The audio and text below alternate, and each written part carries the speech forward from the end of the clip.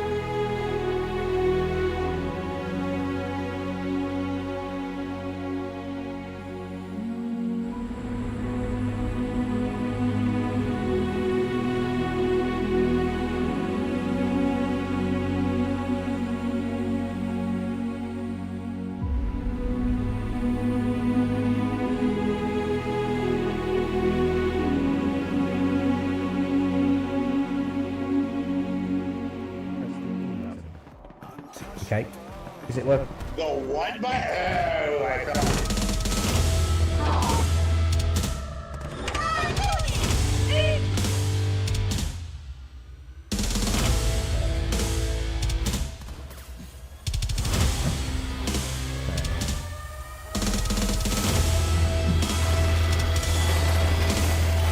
Fuck this shit, I'm out.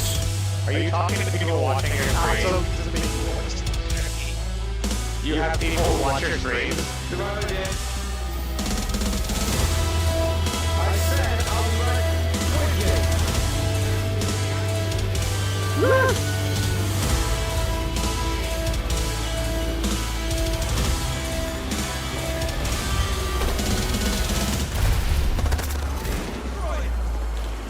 Oh yeah, that's how you fucking do it. Good evening, good morning, good afternoon, and good wherever the fuck you are. It's your favourite engineer, Aiden Jack. How are we all doing? Sammy, Bramo, Michi, hi. How are we all doing? You all good? Having a good day so far? Having a good week? Yeah. What can I say? Living room's a bit of a mess. Ignore it. Well, it's not actually. It's actually quite tidy. Ooh, there's something glowing over there. Can't remember what's glowing over there. I hope you're all right. First of all, sorry about last week. Been playing Dead Space, the new one, because I play it sat there with all my Govee lights going off. It's really kind of scary, especially with these headphones when you plug them into the controller. Oh my god! But just imagine trying to play it with 5.1 surround sound and. Yeah, new one with my heart monitor. Are you streaming that? Because that'll be a fun one. All the scary things that happen and stuff like that. My week's been not too bad. Sorry about last week. I was playing with Ava and Katie, playing Sackboy, trying to get all the orbs and all that lots. A funny thing happened is after I went to bed, I came back downstairs and Katie was still playing it. This has gone 2 o'clock in the morning. I only came down for a drink, and there's me completely butt naked, walking. I'm like, what are you doing up? She's like, played Sackboy. Sackboy is a great game, actually. It's Ava absolutely loves it. Ava, as you know, is my daughter. She's only 4 years old. She's going to be 5 in 16 days. 15 days. I didn't just forget. I just forgot her birthday. You miss Big Planet. Yes. However, if you go to my Steam profile and there's a wish list game, I think it's called something. No, she's already in reception. She's in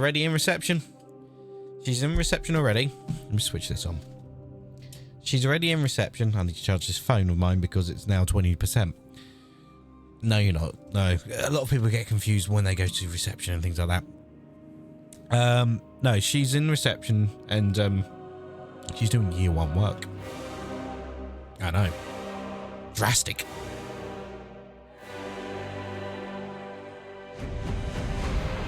Sorry. So smart. Well, she's got my brains, hasn't she? And her mum's brains as well, actually. I'd say more her mum's brains. She definitely looks like her mum, thank fudge. Because I'm a ugly mother fudger. Yes, I'm not trying to swear because they are home. They are just above me and I do not want to annoy them. So if I have to be quiet, I'll be like, shh, shh, shh, like that. So, last week I promised, well, no, not last week, the week before I promised to do something on stream. And we'll be doing that. Do you remember what it was? Does anyone else remember what it was? Awesome stream day. No, just no screaming. Oh, you, Bravo. 1. Yeah, right. I don't have the hard drive. I don't know what the hard drive is. It's somewhere around. Do you know what? I'm going to order a hard drive just to take apart, okay? However, Ramo, there's your teddy bear. I was from Yu-Gi-Oh. There you go. No, I'm not opening the hard drive. I have. So, some of you know what I do. Most of you do know what I do. This is a CSP point. You'll see these sat on the outside of buildings, on the outside of, you know, houses and things like that. Yeah, that's what I was going to do. Okay. That will be taken apart tonight and see what's inside there. Obviously, there's no fibre in this because you'll see a black wire coming in and a black wire coming out. So we'll see where the fibre goes in this. Okay. We'll be taking apart an ONT, an optical network terminal. So what this is normally inside an address.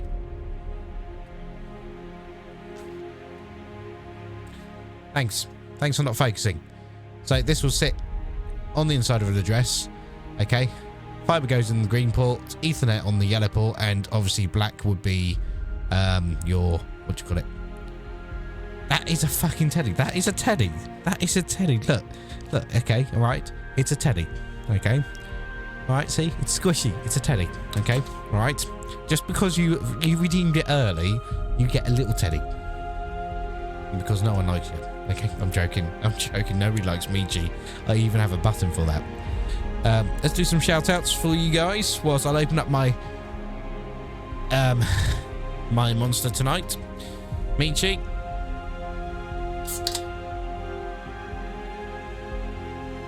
It's a blank white thing, Michi. What's going on with your red apple?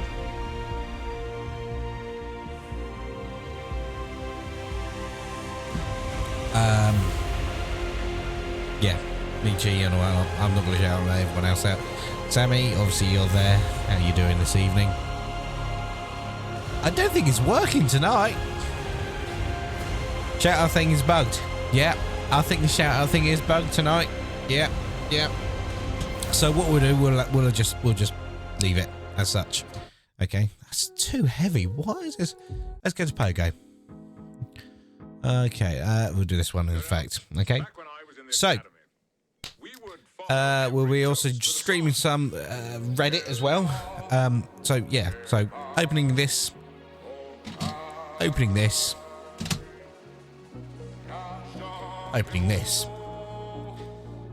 Do you know what this is? Relog, the shout out. Oh, what is it with Twitch updating stuff? So yeah, we'll do that.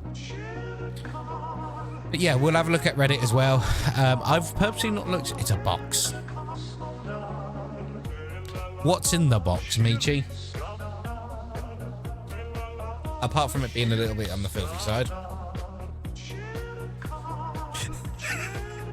That looks dodgy as when you say that.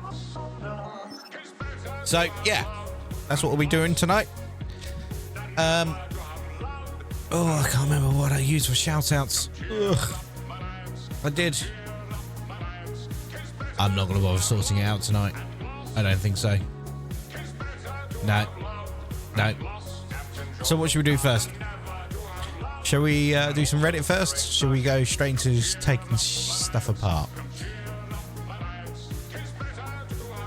I'm gonna move some stuff around my screens here. So, how's everyone's week's been? My week's been not too bad. Excuse me.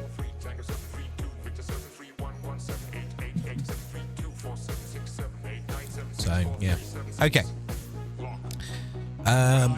What have I learned in the last couple of weeks? People are dicks.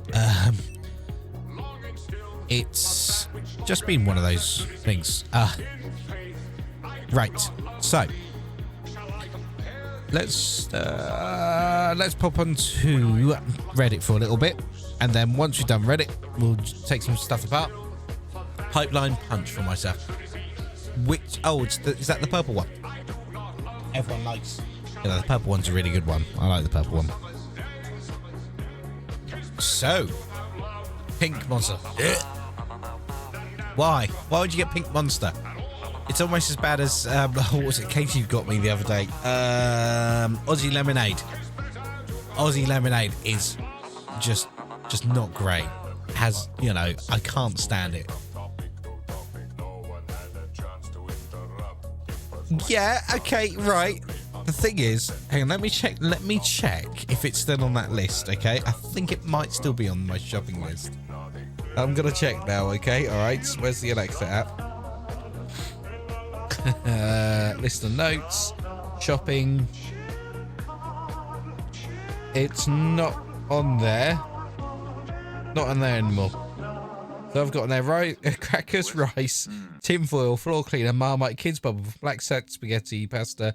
5 minutes. You can buy 5 minutes. Potato waffles, tomato soup, dishwasher tablets, Cocoa Pops, cheese, frozen pasta, everything else. But let's have a look at the actual list, see if it's on the actual stuff I have bought. It's not on there either.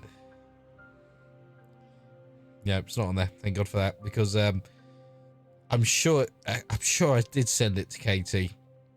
Because the good thing about, you know, using you know who as a list is when you're cooking, especially when you're cooking. Sorry guys, you're at an awkward angle there. There you go. When you're cooking, you can be like, you know who, can you add this to the shopping list? And they'll add it. And, you know, you then go to your app, you then click on the top 3 buttons at the top there, and you can hit share, and you can share it as a big list straight to WhatsApp, straight to someone on WhatsApp. It's great. But you get fuckers like you lot who will be like, add a big black dildo to the list. And I'm like, I just sent that to Katie, didn't I? She's probably going to think I need a sex toy from Tesco's or something like that. Because no doubt she'll be like, she'll walk around buying the stuff from Tesco's or Asda or Lidl, depends where we are that week. And she'll go like, yeah, I've got bread, I've got ham, I've got cheese, I've got milk, I haven't got a big black... Oh. We all know what that turn out like there. Okay, so... oh, that's a scary lady. So, back to Reddit. Let's start off with Reddit. Let's start off with UK ISPs, okay? Internet service providers. Let's go to new, because we like new stuff. So, one stream price rise. We don't care about that. One stream. Okay. They're both complaining about one stream. Whatever. Sky say this broadband connection has been activated.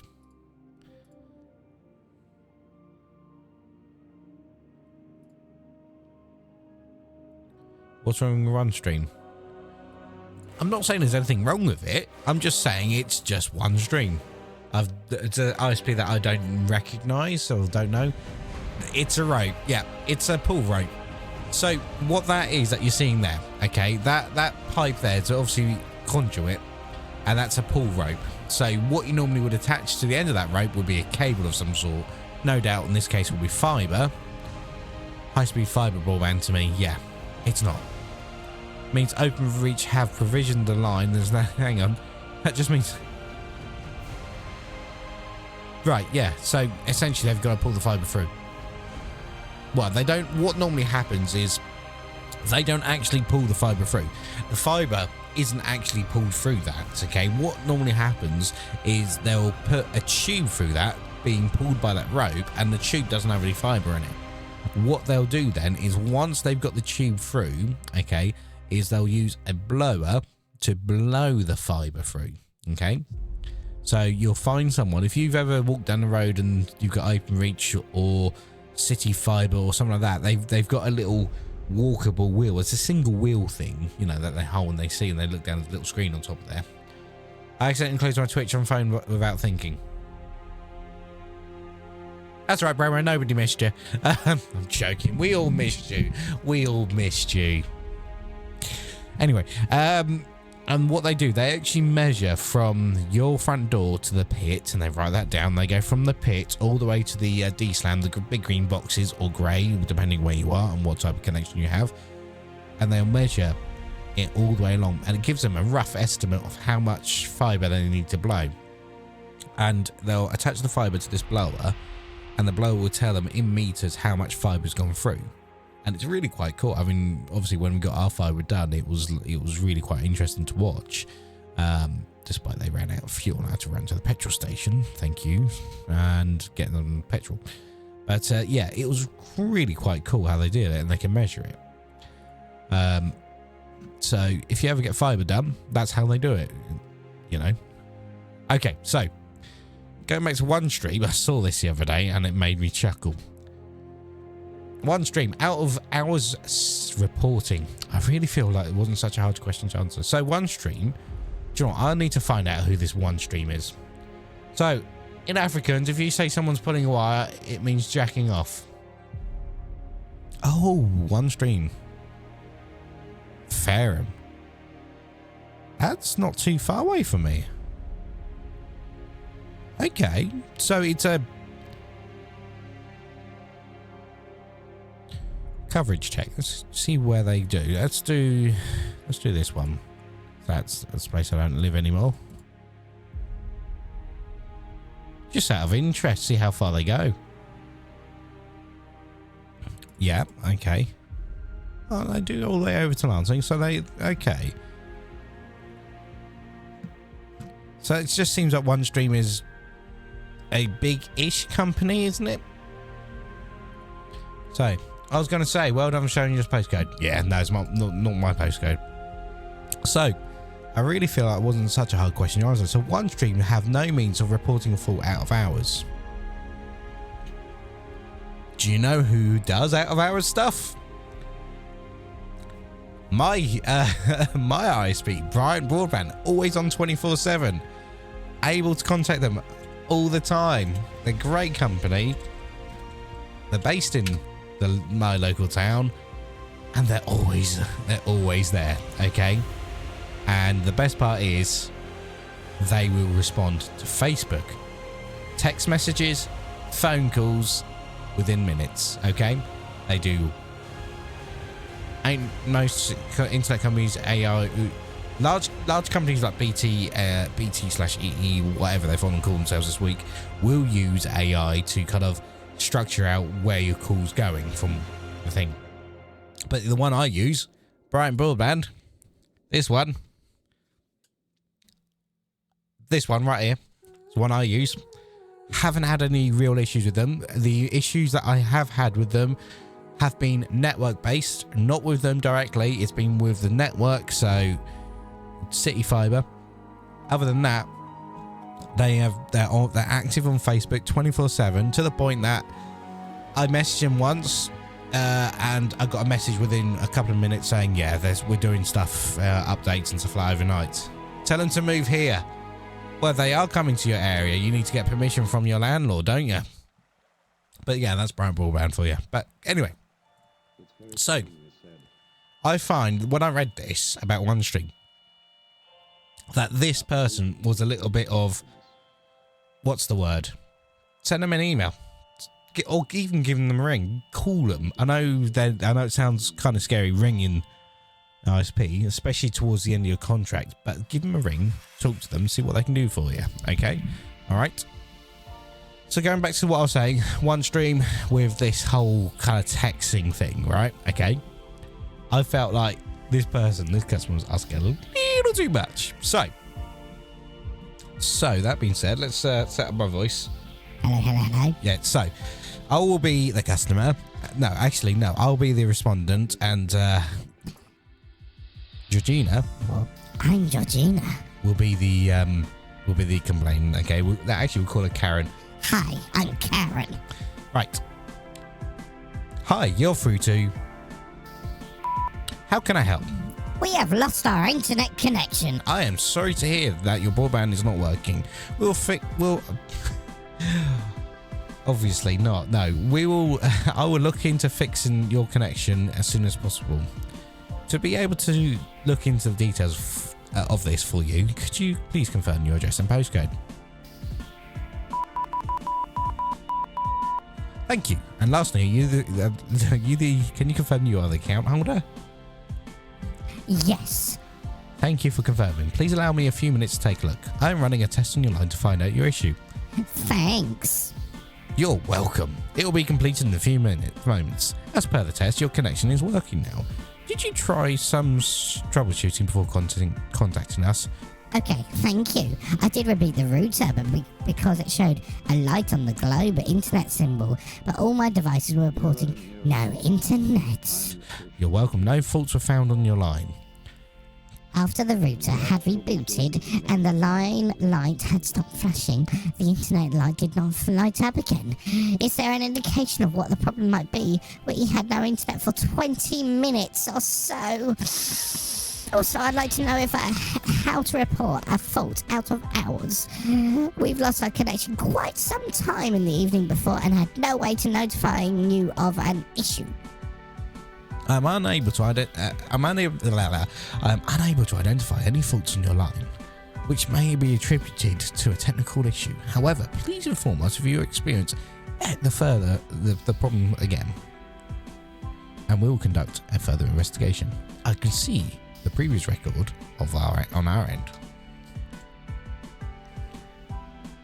Again, this is another one, obviously. Hi, you're through to. How can I help? Hi again. Can you tell me how I can report a fault out of house, please? In case we have problems in the evening, our heating relies on the internet connection, so it's important to be able to notify you there's a problem. Hi.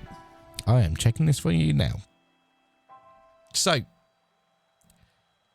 when it comes to heating, unless they're changing something, unless they're changing the temperature, most heatings, if there's no internet connection, will still come on when the temperature goes down because it's controlled by a thermostat. Please allow me 2 minutes to go through the previous conversation. Bing! Thank you for waiting patiently. Are you still facing any issue?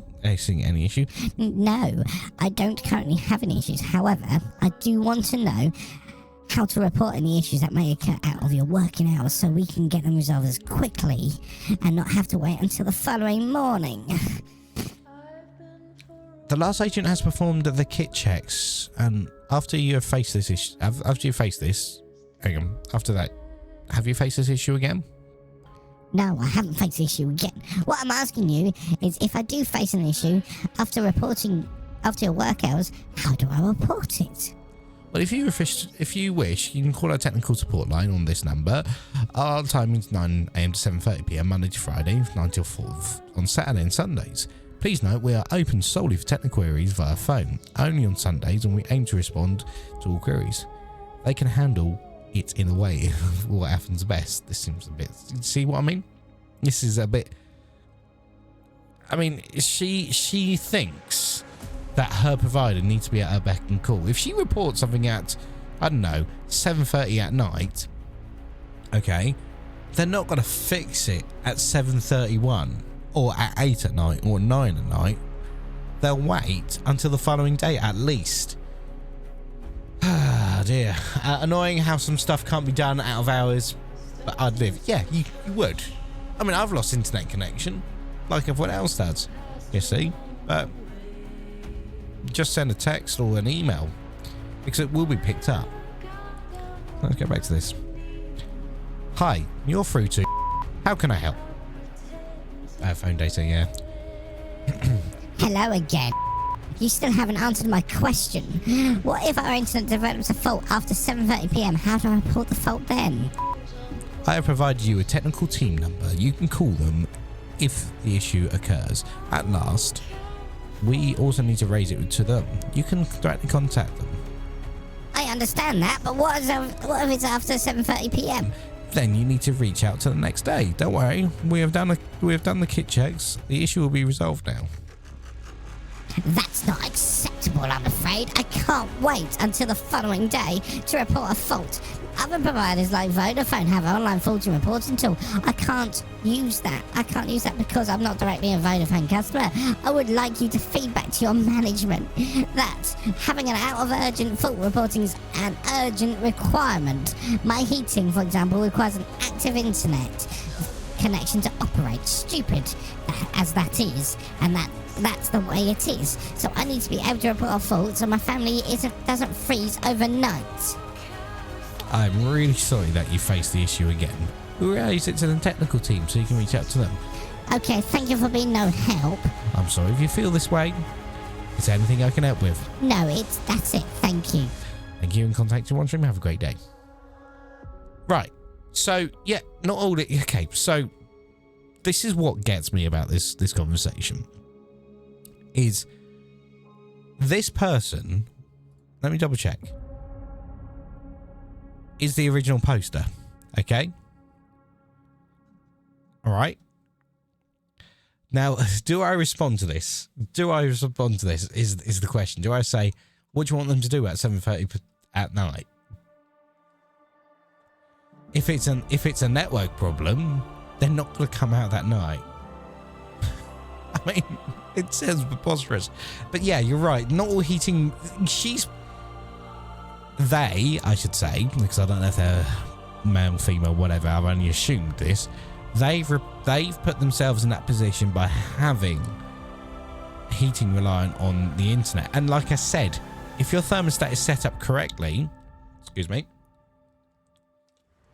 If the thermostat is set up correctly, especially if it's an internet thermostat, it will still warm when it's offline. Okay. The reason it will do that is because between your network bridge and the thermostat, and the reason I'm doing that is because that's where my network bridge would be if mine worked, and the thermostat, which is out in the hall, that will still work without an internet connection. It will still, when it goes below a certain temperature, it will automatically come on. And plus, most of them, if not all of them, have an override button. And even if that doesn't work, we live in fucking England. You're gonna be a little bit chilly, but you're not going to fucking freeze. Wear a fucking jumper or a jacket, or even wrap yourself up in a duvet.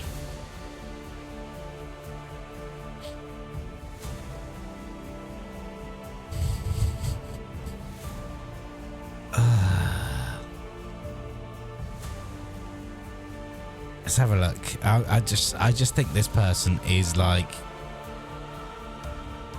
yeah.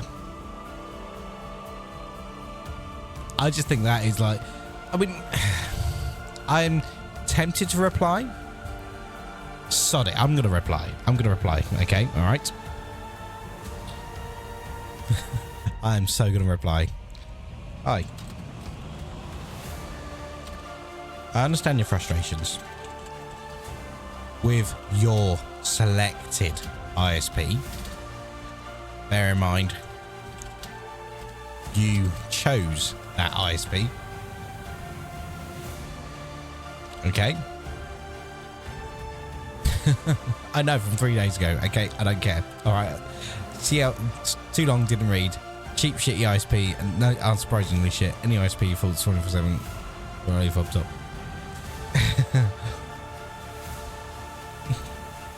What if, hang on, if you did lose a connection after 7 PM? Oh God, I'm so used to writing 24 hours, but yeah.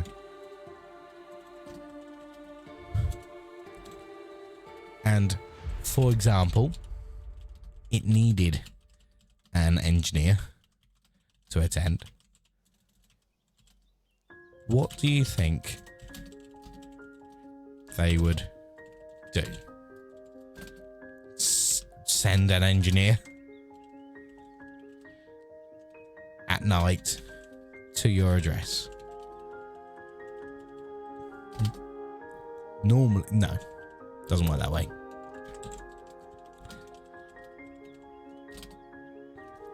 Kind regards, an engineer.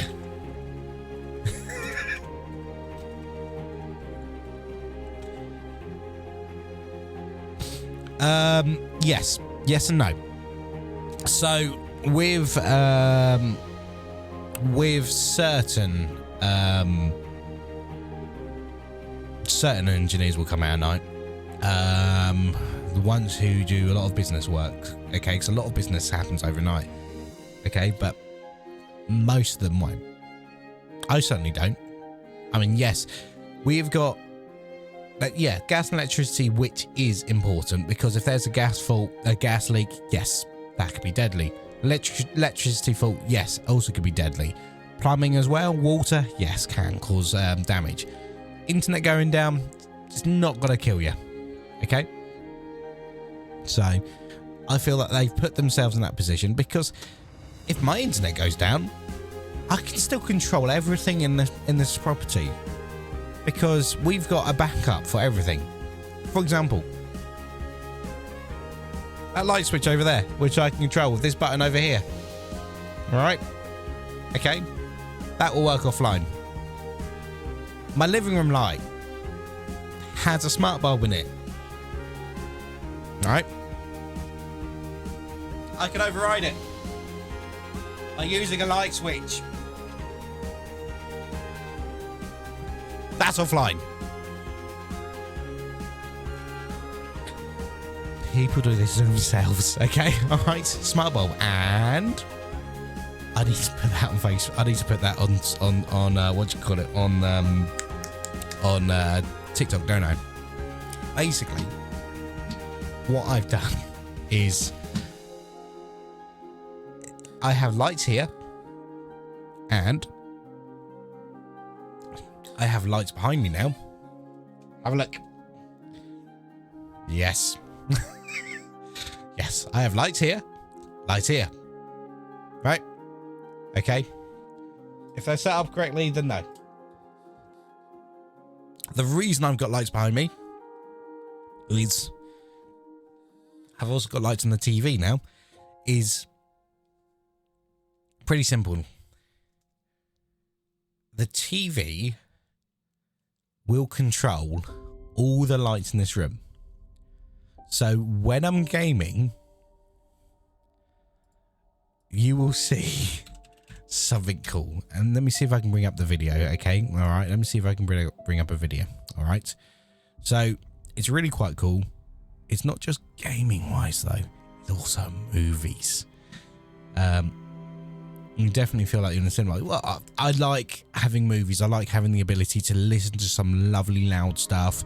Because I've got 5.1 surround sounds. I've got that's a speaker right there. This big thing, this big wooden thing, that's a right-hand speaker. Okay. So this is a good example. We'll see if it. Oh, that is a good example. Right, let me show you. Okay. So Bramo, I think it was you, Bramo, who introduced me to a game called Sheepy. Okay. Now I'm gonna mute the music whilst I do this. Now, Sheepy is it's interesting. So, bear in mind, I'm just fiddling in the camera.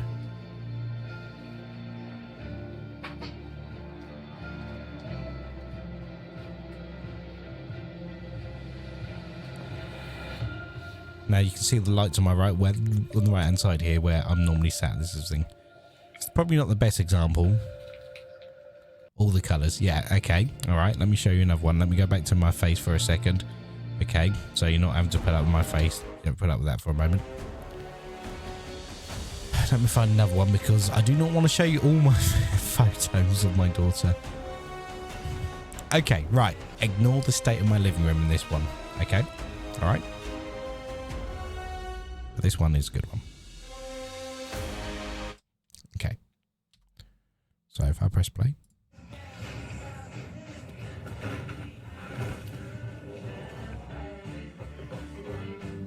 Look at all the lights. The ones in the hallway on the left there, over here, changes. The center light is also what changing. And these lights here. So, it's, yeah. It's great.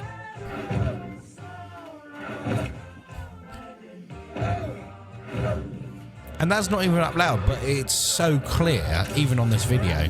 Groot, get out of the way! You're gonna get hurt! I was... Hi! Hi! Oh dear. So yeah, that's pretty much what that was, really, you know, but it changes all the lights in my house. Not in the house, just in this area. Right, okay, so the newest NVIDIA drivers broke my PC. I'm deleting them using Windows Safe Mode. Thought I'd say something in the tech stream. Right, what you need to use is DDR, I think it's DDR remover or something like that, to get rid of those graphic drivers. I can't remember exactly what it's called, but I think I think I've spoken to you about it before. Why and how and what happened? What happened to the screen?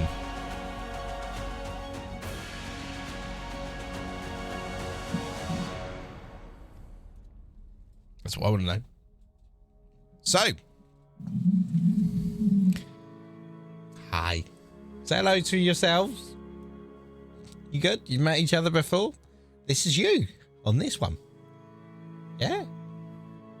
Do you know what we're doing? Yeah. This is going to get interesting. I feel like I'm really going really well with the music today. It's a bug happening at the moment. A ton of people are screening black screen after the updates. This is why I don't update my video graphics driver straight away. The light is so bright. Walk towards the light. Walk towards the light. So, starting off with the CSP points. I might need to move the camera up a bit once I switch over to that one, but let's go to it. Ignore the fact my fingers are just, yeah, we've just had dinner, so. Right.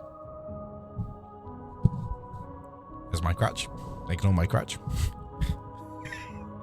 CSP. So. Screwdriver. Right. Okay, you ready? So like I said, this is a case that's normally sat on the outside of the property on the wall. Yep, this is the one you have outside. At the bottom there, you've got fibre coming in and sometimes fibre coming out. Fibre comes out this here. Okay, so what you normally do, you would drill a hole through the wall, fibre will come out this top one, it'll be terminated in here. Okay, so this is the one you have outside on your wall. Now, not a lot of people want to take these apart. Me, I take them apart all the time. Do you know why? Because when I test for fibre faults, I'll put a visual fault finder, which is a bright red light and laser light, which will then go into this, and I'll be able to see if it's here or if it's further down. Glad to be here. I'll be well gutted I've missed this. Well, you can always catch it up Sundays on my YouTube channel, Sundays at 8 PM. It's just a replay of this, and then you'll be able to watch it again. So, get the screwdriver out. But yeah, I normally use my lovely electrical screwdriver, but that's all the way upstairs, and I can't be bothered to run up there and get it because I'm lazy. Right. Are you ready for the big reveal? It's nothing too exciting. This one's not as exciting. Okay. So, yeah, let me just type in.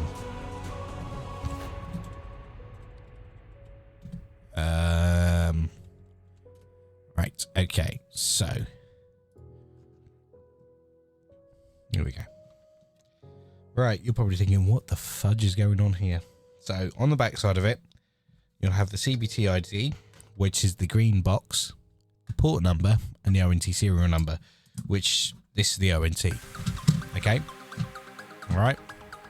So this is the ONT here, and the port number is what port it is on the CBT number. The CBT being the green box. Yes, this is a rubber seal. Keeps all the rainwater out because obviously when it's set up like there, I don't know if you can see there are holes there, but that it clips into place, but it's not completely waterproof, watertight. Okay. So as for the actual fibre box, cable comes in here. See that? Right. Does it actually keep water out? Yes, it does mostly. Okay, but fibre isn't too bad when it's wet. Okay, it doesn't corrode like copper does. Fibre comes in here. It gets stuck down by this retaining leg. All right, comes up and around the back there, round here, through a hole at the top here, through up here, and goes around a few times, and this is a splice point here. So this is the point where they'll get the outside fibre and connect it to the inside fibre and splice it along here. This is the majority of point failures here. Okay, so if you get a bad splice, you'll get the light that goes all the way around here and just stops there. I'll be able to show you a picture of it on the Discord a little bit later. because I've currently got it on the work phone at the moment. I can't use the work phone on streams, I've been told. So it will stop there, okay, and then carry on up round here through a chamber. Yeah, over through the back of this, which it will do, through the back there, and into the customer address. It does look very odd without any cables, but it's very lovely and clean. And the reason I'm keeping hold of this is because I get a lot of customers who ask me what's in one of these and what's going to go on my wall. So that's a CSP, or consumer customer service point, CSP. That's what it stands for. The reason they have this on the outside instead of having it all the way into the ONT is, and again, I don't know what they usually look like with the cable, so I can't complain. Boring. Just for the white, string. Okay. The reason this is on the outside, yes, it can go inside, but the problem about having one of these on the inside of your address is if there's a cable fault, a fiber fault, 90% of the time it can be fixed outside. They'll need to resplice this to the new cable. Therefore, if it's outside, it's easy compatible. You don't have to be in for it. However, if it's an inside, if this is inside, OpenReach can't change that. So, from this, you get a fiber cable, goes to this thing on the inside. This is a OpenReach optical network terminal. That's what ONT stands for. Okay, all right. So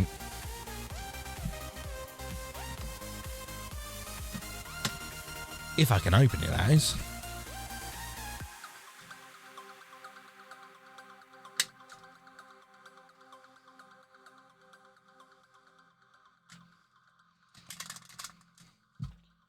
If I can open it, I'm in trouble getting this one out. I think the screw's been threaded.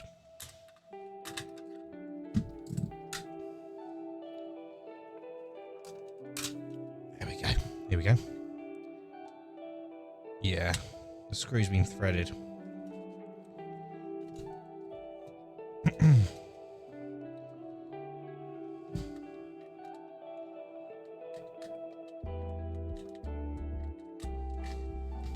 And let me try and extract the screw. May need that electric screwdriver after all. Yeah, I might do. Just trying to loosen that screw. If not, 1, 2. There you go. Got it out. So, if not, I was just gonna break it open. That doesn't need it. Right. Ooh. Here we go. We've got a fiber. This is fiber here. Sammy, this is a fiber connection here. Wow. Actually, looking at that, this has got damp. You have a look at the bottom on the board here. That's damp right there. There's corrosion along here, along the circuitry here. And up here as well. So this ONT, that ain't usable. No, it's not. I mean, it'll work. Barely. So. That's interesting. So this is essentially a single port fiber connector. Right? And you have another one of those going from your CSP into the bottom of it, which this white cable here is your fiber, is another bit of fiber. Yeah, this one's just to show people. So that's really quite cool. I didn't realize it had a fiber, an extra fiber bit of fiber in here. That's really quite cool. I want to see what's underneath this.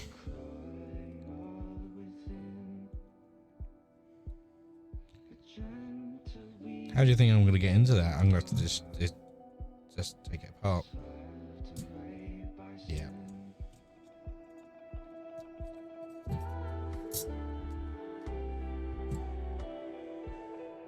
Ooh.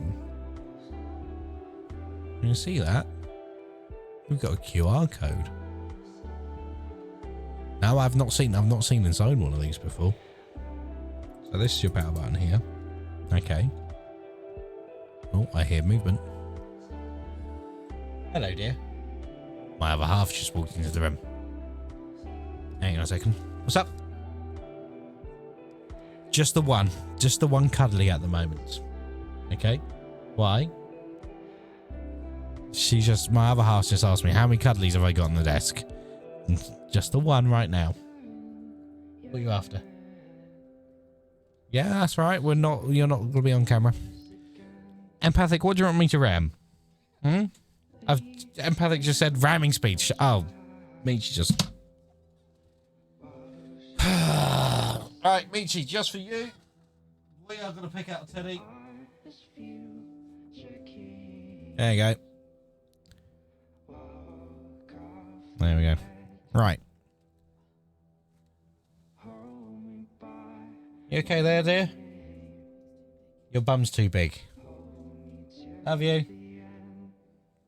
So, what was I saying? Yeah, so you've got a QR code in this. Let's get a QR code reader. See what it does. Let me just unlock my phone.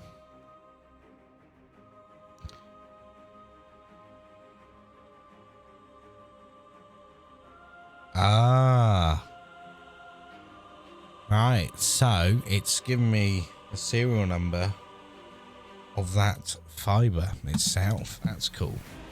So, that's obviously going to be a fiber light receiver. Okay, and we've got an integrated circuit chip here. Typical. We've got a capacitor up here. An inductor there. Not quite sure that's obviously the green thing's PCB. We have some oscillators or transistors, I should say, there. So yeah. So from what I can see, light comes in here, goes into this fiber line, gets turned from light signals to digital signal here. This is just to protect that.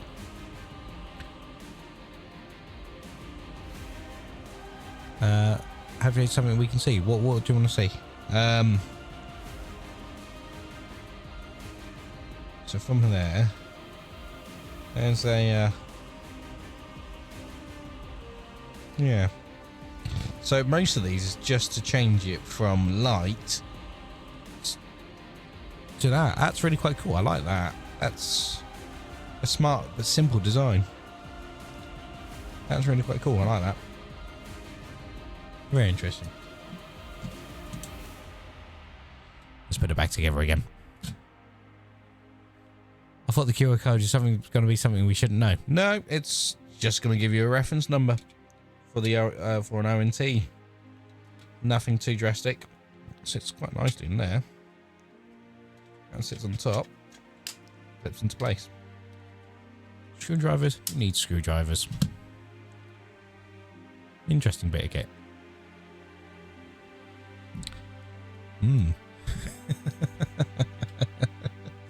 That's pretty cool, that is. I mean, I've never taken one of those apart, but seeing that's yeah, very interesting.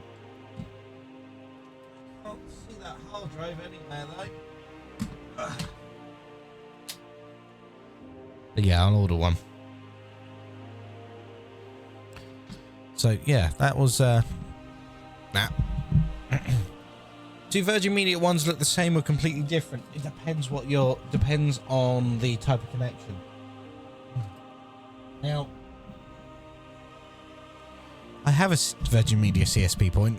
No, actually not anymore. I took it off my wall before I started doing these kind of streams. Excuse me. And it depends on your type of connection coming in with Virgin Media. If it's, what do you call it? If it's a coaxial connection, looks a bit like an aerial cable, about as thick as one. It says coax and the black cables outside.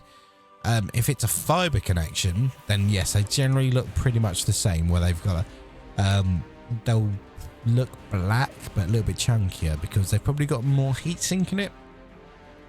So this is a Nokia ONT. There are different types of ONT, optical network terminals, but this one particularly is a Nokia one, and this is the most common one that you find on addresses.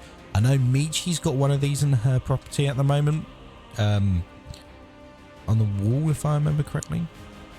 So yeah, nobody likes Michi. Right, back to the Reddit for a little bit.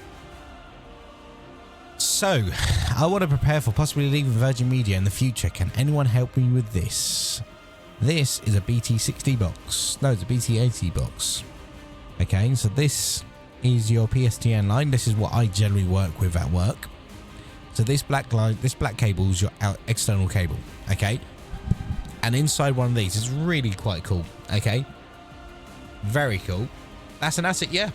I'll find these. You'll find a lot of stuff in attics. I mean, 99% of my jobs, I'm not climbing attics, but there is that 1% I do climb in an attic. When was the last time I was in an attic? I think it was last month, where a customer has their master socket, which is the phone socket in their attic, and yeah, I'm just to investigate what's going on, and I have to work on a master socket. That is too heavy music, sorry. Yeah, that's an attic, and yeah, you have to climb into the attic. The only problem about climbing in attics is they have to meet certain criteria for us to go in there. They have to be floored. You have to have some sort of flooring or boarding in the attic. You then have to have a ladder that's attached to the ceiling of the attic. For example, you know, a ladder you pull down that's connected, because we can't use step ladders. We have to use the ladder that's attached. Okay. And those are the two main criteria, and we've got to deem it safe. Just because the customers say, "Oh, it's safe up there," we're the one that has to do the dynamic risk assessment. So if we fall through the ceiling, we fall through the ceiling. Okay.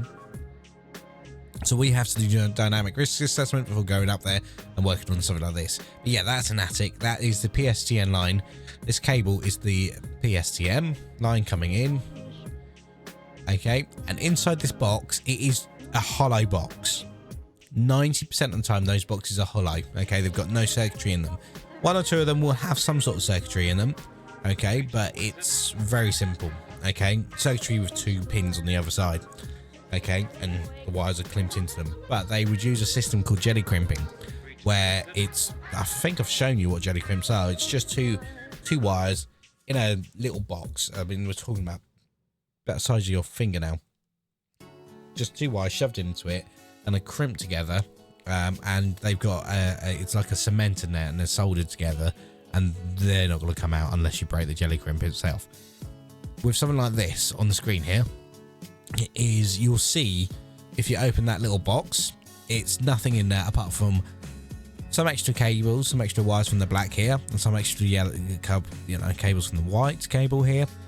A orange and white cable going to a orange and white on the white, because that then goes off to the master socket. Orange and white, here you go. So these cables here. So this is unlike fiber, unlike Cat5, Ethernet. This is 2 pair, well, it should be 3 pair actually. 2 pair telco. Okay, so this is an older cable. It's gone to 3 pair. So you have your A leg and your B leg, and that's it. All right. There's a PSTN line, which then hooks down and hooks straight in. The reason it hooks down before going in is water can travel along that. Yes, it can travel horizontal, and before going into the wall, it needs to drop down so it can't, because water can't travel up by itself. Okay, and that's pretty much it. So, going to this question here. Currently have Virgin Media installed via underground means downstairs in my property. I would like able to leave it at the moment and switch to another provider. This BT box is located in my attic, and the white cable has been cut and is only 1 meter long. It arrives in my attic and pulled outside pictures. I'm assuming that my main copper line... I must have had Virgin Media so long I didn't even see this. This isn't Virgin Media.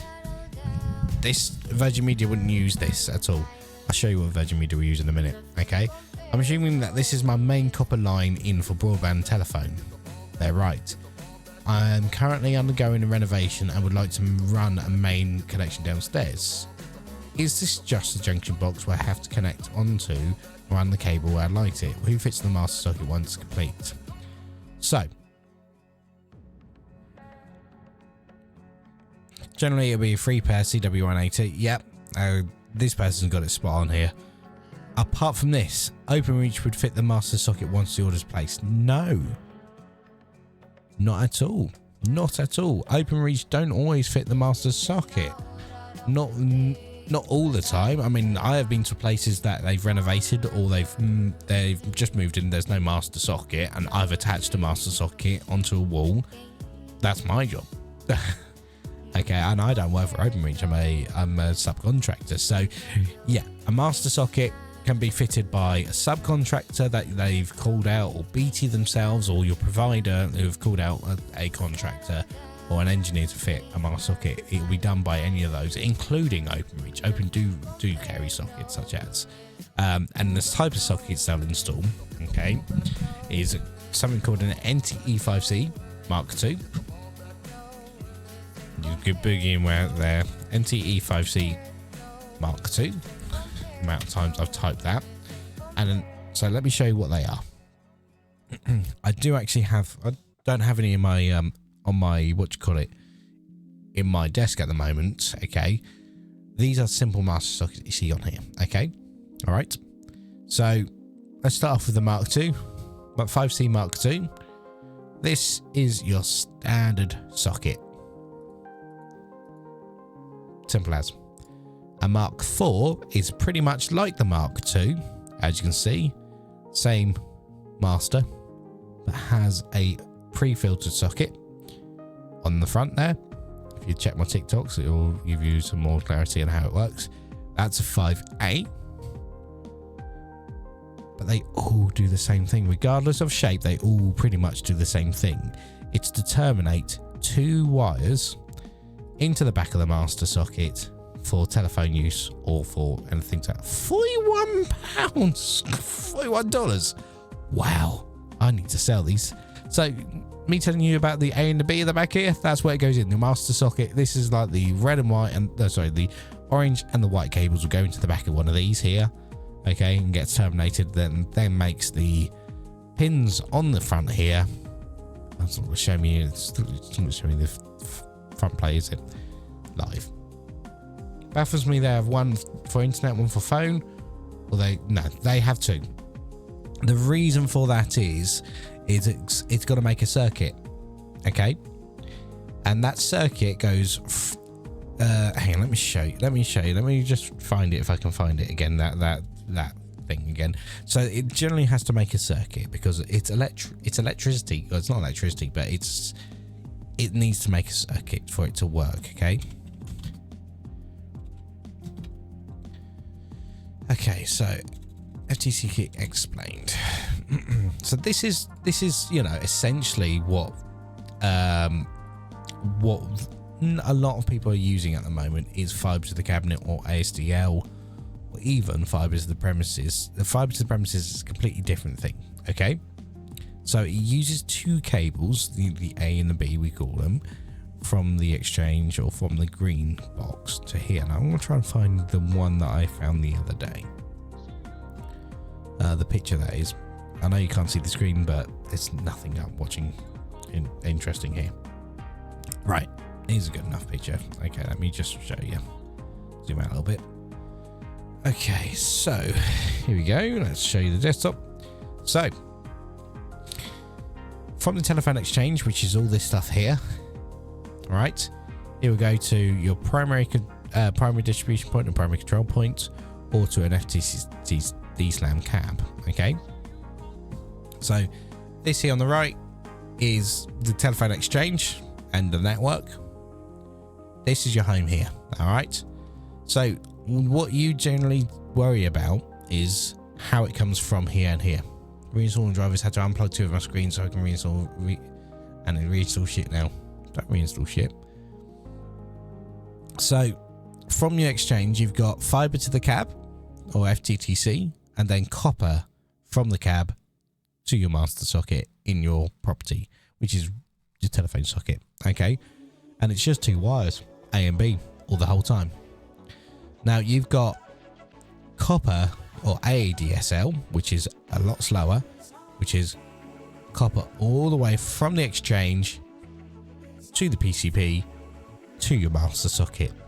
So the difference in speeds would be FTTC, depending on the cable between here and here, would be either be a 8020 or a 5010. But you know, which means you get speeds faster than 26 megabits a second. But if you've got copper to copper, at most you're going to have 26, I think it is. I can't remember exactly what it was. Here you go, 20 to 80. That's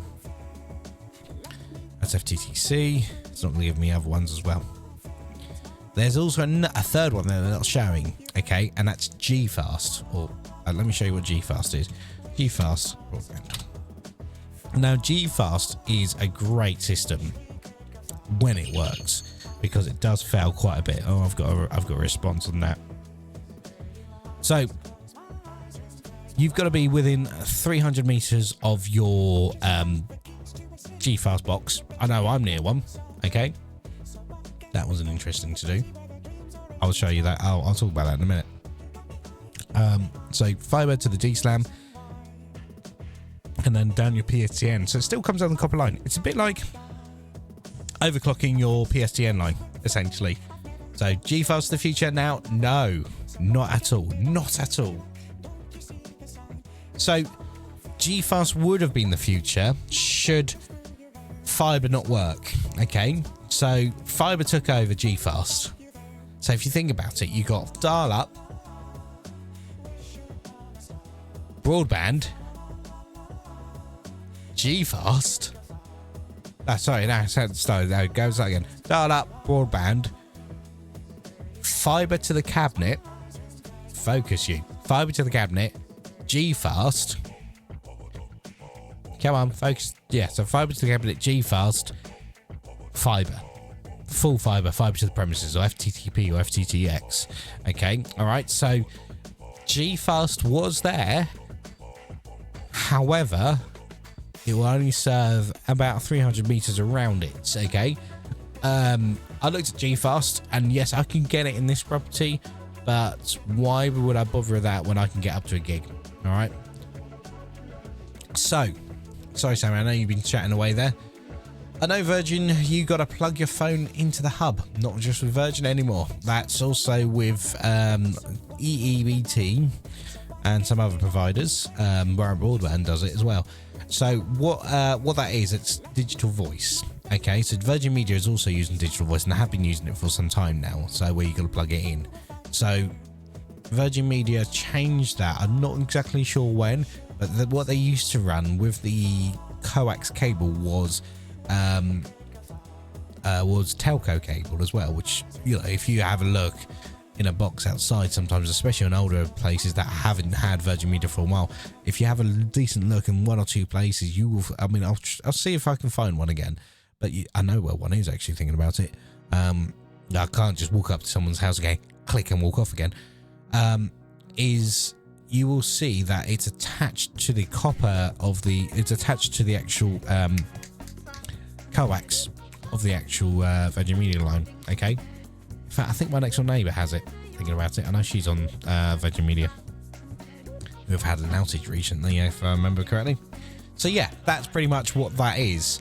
It's so they don't have to provide a coax line a copper telephone line because they are using coax or VoIP or voice over IP. It's a type of VoIP anyway.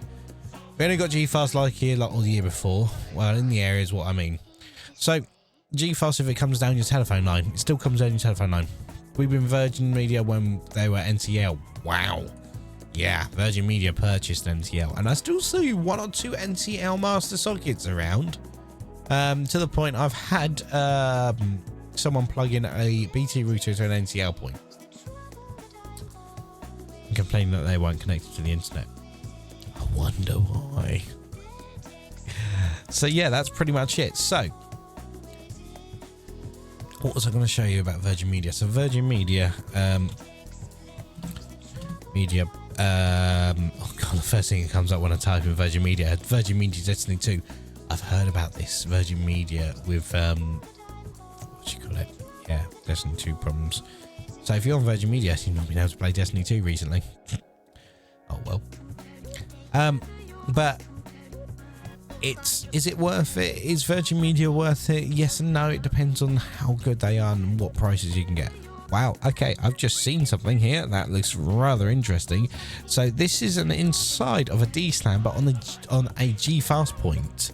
So this is your standard telephone D-SLAM, or PCP point. This, although it has fiber in there, is essentially the G-Fast. Okay, so you can see from the exchange the fiber going in here, okay, to a receiver, and they're SFP connectors, they're single point SFP connectors, okay, and then obviously goes off into the copper. That's power. This is the power module down here, okay, and these are the distribution point for the telephones. So fiber comes in, goes into there, gets distributed over to here, and then off to the houses. Left open when it's raining. It is risky, but with G-Fast, the only thing that will tend to rust and corrode will be the copper line here. Okay, these things along here. Okay, getting a little bit damp, that's fine because obviously it has vents and stuff like that. Okay, it's if you have this box open too much, if it gets wet, will corrode the connections, and therefore you hear a crackly telephone line. And this is why we say, if you hear crackle, give BT a cackle. Hey! I know, great. Oh, I was meant to take one of those apart, so I'll do this one next week. So this lovely device, it's not going to come up or anything, is an OpenReach, let's see if I can find it, OpenReach modem, G-Fast modem. Now, certain providers, will still use this for G-Fast, okay? And as you can see, this one's a fairly modern picture. Master Socket 5C Mark IV with a G-Fast connector at the front here. The difference between this one and a standard Mark IV is exactly the same, if I'm honest. Okay, DSL connection, LAN going off to the router. Let me just show you something. So that G-Fast point then goes off to one of these. I'm opening it.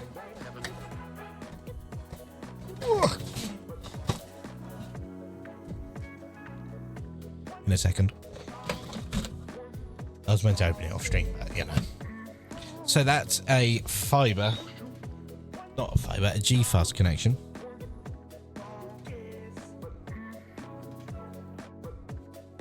To a router, and the routers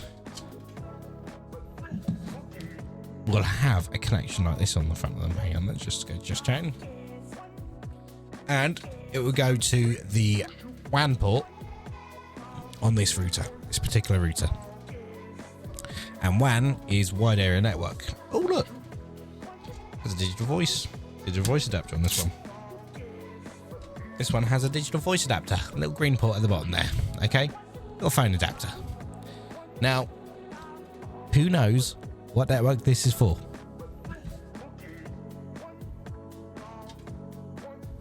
Anyone know? Because I changed ones today. Why do you think EEBT? Wrong? So wrong. They're black.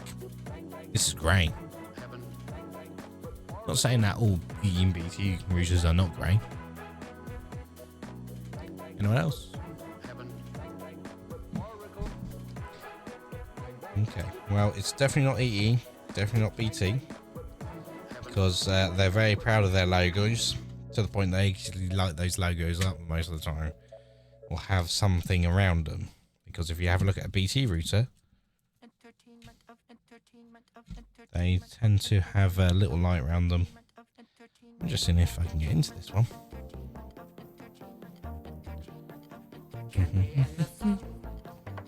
No.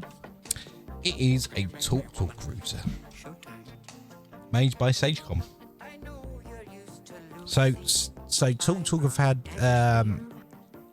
4 different types of routers. No, 3 different manufacturers: D-Link, WowE, and Sagecom. Now, Sagecom they've stuck with for some time now. Are they any good? Easy to work on, but are they any good? No. Wi-Fi's better than on the Sagecoms than they are on what do you call it? I can't get into these ones. I'll have to take this one apart another day. I'll take this part on next week's stream once I know how to get into it, and I'll take one of those OpenReach modes apart as well. So Sagecoms, are they any good? Wi-Fi wise, they're better than the older D-Links, but they failed a lot more though. So what I mean by they fail, it's generally an out of sync issue where it just flashes orange the whole time. Now 90% of the time it can be replaced quite easily without a problem. Done, sorted, no issues, done. But yeah. Right, here you go. The person replied. Let's see what they say. There you go. Take to the bottom here. Yeah, let's have a look. Other ISPs have online reporting tools that you can use at any time of the day. What they do with them, I don't know, but 99.9% of them, of the time, the issues isn't going to be at my home. It's going to be elsewhere in the network, especially when the neighbours are having issues too. Yes, I chose one. Not sure why the cap's necessary. And happy with the service, but the price is most of my part. My post is mainly how difficult it was to get a straight answer for a simple question.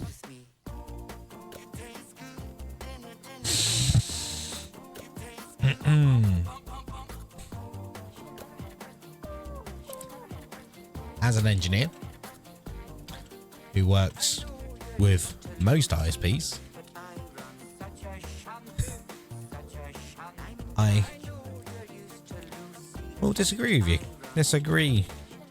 you regarding 99.9% of issues are out of the home. I would say 25% of my jobs, the issue is on the network,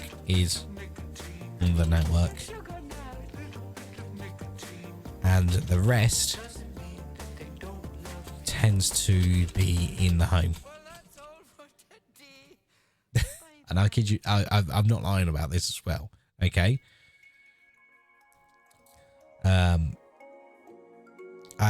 The amount of times I've been in someone's house and they said, well, that's the problem. It's this, this, and this. Okay.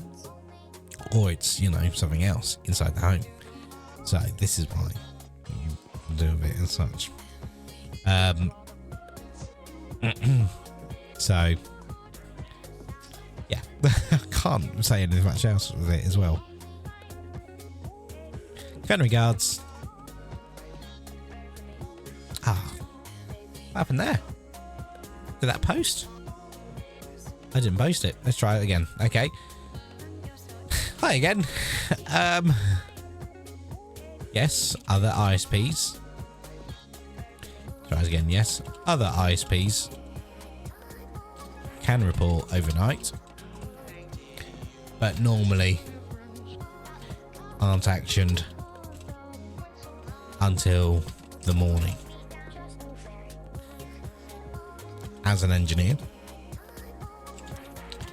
who subcontracts to a lot of ISPs, I happen to find that most of my jobs are working inside a customer's property.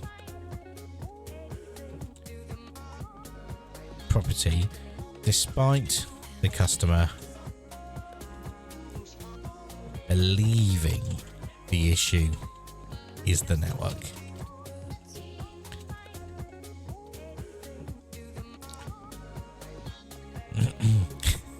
And I kid you not, you see. All right. Generally, it could be a ID 10T issue or a picnic issue too. But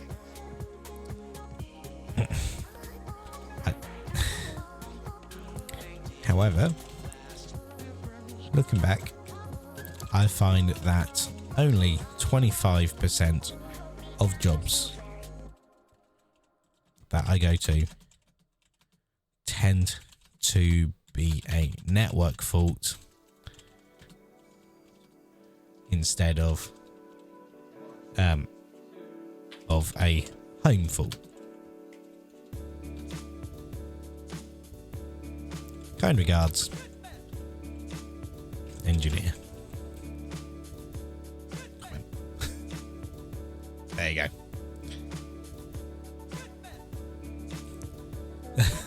I'm such a dick. I'm asking for a fight. I don't want one because I'll just block the person. But I'm just letting them know. Just letting them know. Okay. But that person was being a bit, well, silly with it, really, I feel. Right. So, Wi-Fi. No.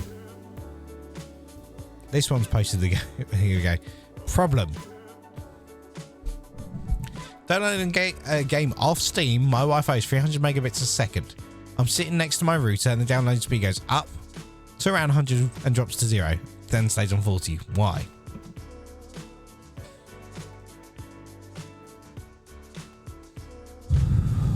Breathe in with the anger, out with the love. In with the anger, out with the love. That's an instant reply. Yeah. Okay. Right. Ready? Normally, when downloading from Steam servers and other servers available, other servers, you are downloading a package. That package will need to be unpacked,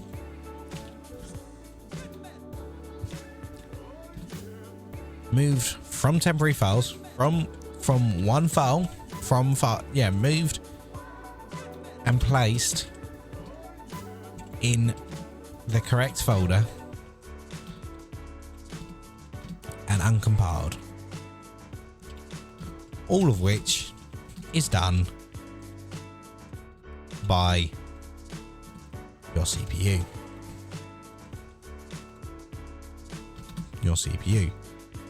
So,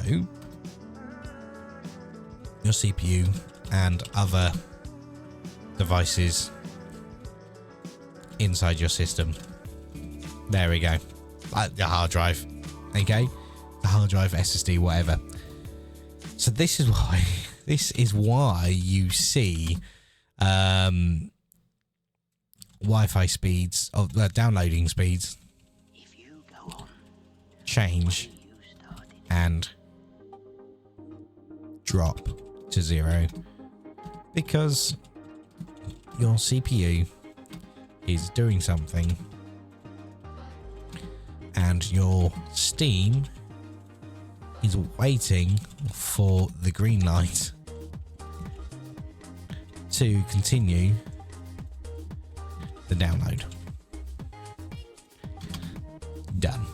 So what normally happens is a bit like moving house. You're moving from one big package all the way from Steam servers. You're bringing it into your house. Okay, it's a bit like moving house. You're bringing something into your house, and the first thing you want to do is unpack it. Okay, that's what you're doing the whole time. You're unpacking it constantly. Okay, now, yes, it'd be great to download everything, but there's only so much that the temporary file server, your temporary files will get before it needs to be unpacked and unloaded. Now, you can preload games, which is fine, which will then put them into the temporary file, which are slightly encrypted and you can't do anything with them. And then once the game gets released, which I'll tell you about something in a minute, then gets all unpacked, decompiled, set in the right files, and then ready to work. So, speaking of what you call it, preloading. If any of you have got GTA 5 on your PCs, have a look at your Steam.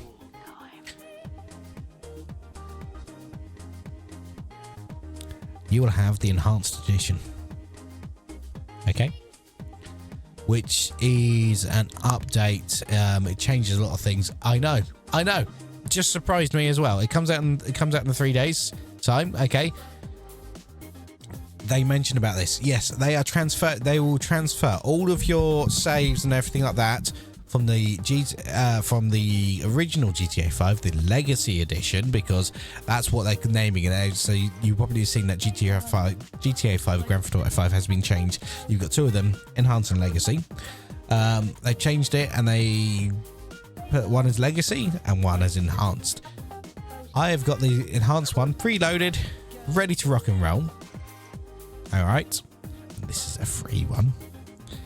So yeah, I want to see what's that like. So yeah, if any of you want to add me, find me on Steam. Okay, all right, and we'll play together on GTA 5. I tend to play on friends only servers as such. So okay, so yeah, it'll be fun. It'll be fun. We know it. Okay, so and it's free if you have the original GTA 5. Yes, and nobody likes me, G. Okay.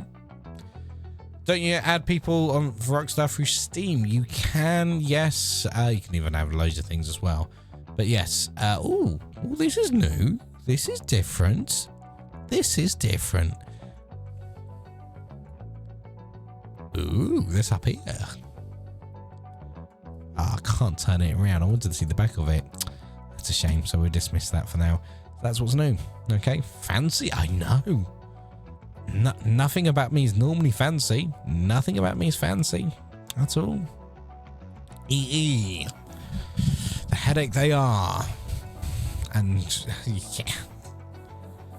Anyone on a deal with EETV? Anyone on a discount to offer the EETV? The prices are pretty much set in stone as displayed on the website. I'm an existing long-term EE/BT broadband customer. I don't care. I don't care. Just don't bother. EE off TV. Yes, they do. Yep. I'm free. You're free for anything, Michi. You're anyone's. You do anything for a free cookie, wouldn't you? Where's Michi? Where's Whiskey tonight, Michi? Do I call you? No. Does EE issue an IVP4 address? As above, dynamic is fine, but be useful to have.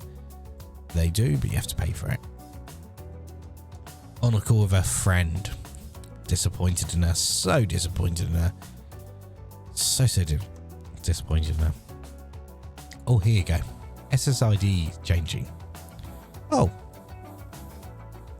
I've been there before. 7 days ago. Oh, this is... Fair enough. No, multitasking. No multitasking. Okay. When I migrated over from BT and set up a new EE Smart Hub, it allowed me to keep my BT Wi-Fi and password. Means I don't have to reconnect on my device. It was a godsend of a load of smart plugs. However, I've come home today, found my Wi-Fi changed back to EE1. I used for about 10 seconds when setting up the hub. Nightmare. Has anyone else had this happen? I tried to factory resetting the hub, which would have reset it anyway. If you reset your factory hub, it resets back to the factory settings, the settings that came out from the factory. Therefore, to see if that would allow me to redo the Wi-Fi controls, it won't, and use the BT ones again and keep all the settings 3 hours. I have just finished reconnecting the last plug.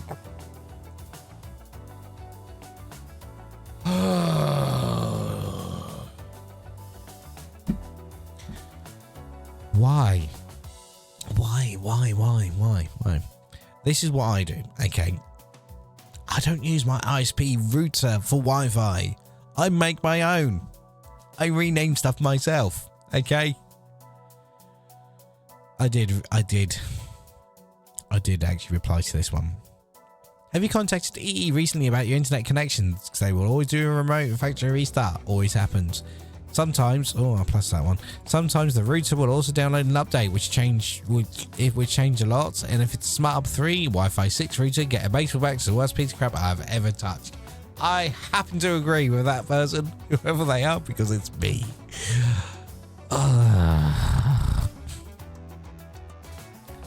Don't downvote yourself. I didn't. I accidentally pressed the downvote. I upvoted it again. So, yeah. And that end comment. What end comment? Do I want to go back to it? I had to stop the new Wi-Fi 7 Smart Hub. Oh, it randomly freeze and drop connections. Granted, not the same problem you had, but might be a bit flaky. By any chance, I bet they had Wi-Fi extenders about the hub. Oh yeah, well, let's be scrap. It is, and to the point that although I can't go too deep into it, there has been so many things about it regarding the digital voice on it. I can't say a lot about it, but let's put it this way. If they have a certain thing in their home, a pendant, you have to switch it with a Smart Hub 2, with the original BT router. That is it. That's all I can say. Do I get in trouble? Okay. So that kind of tells me a lot. And I'll show customers that bit of thing on the reporting side of things, because at the end of the day, they've got right to see their own data. Okay. And when I'm typing up a report, they've got the right to see what I'm typing as well. TP-Link. I used to love TP-Link. Why do you not love them now? Question. Do you have Spotify mute when people play sounds? If so, how? No. I control it myself. Because I have a pause button for Discord. Instead of a pause button for Spotify. Why? Why do you have to use TP-Link now?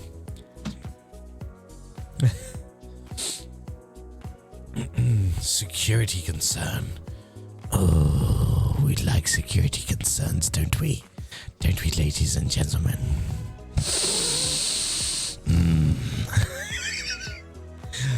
Don't need to use. I use TP-Link myself, actually. I use a Deco system. DECO. It is a brilliant piece of kit.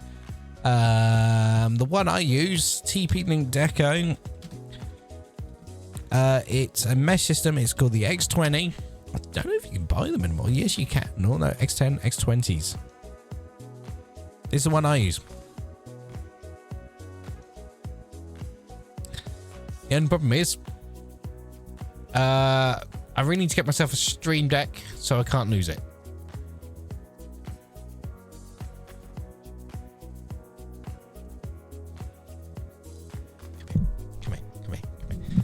Come with me.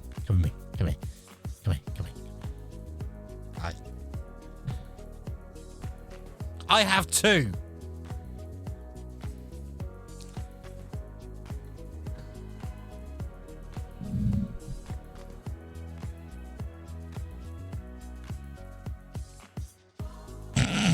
Okay, I'm sorry. I use my old phone for a while. I keep losing it. Oh, right. Okay. Use a tablet. Use a tablet. And it doesn't have to be a new tablet. It could be an old tablet. It could be a used tablet. Something that you don't use all the time. Even, you know, I was going to say an old phone, but you know, a phone, you can lose it, you know, just by chucking it away and things like that. Use a tablet. Get a tablet stand for it. Or a proper stand for it. And you're not allowed to take it off. Okay? All right? And train yourself not to take it off as well. So, mesh. Yes, home meshes look great. They are probably one of the better things you can get for your home network. Now, when I was leaving Virgin Media, not as an engineer or anything like that, I was leaving them as a customer. They were offering me, if I use a tablet, I'd need to get an arm for my, get an arm or something like that, or even just a stand. You don't need an arm. They offered me Wi-Fi pods, Wi-Fi 6 Wi-Fi pods. I am so glad I didn't even accept that, because they use the same Wi-Fi pods as Sky, and the amount of trouble they give Sky customers, oh my god, don't use them. Now, the one I use in my own house is the Deco X20s. What's the difference between version 1 and version 4?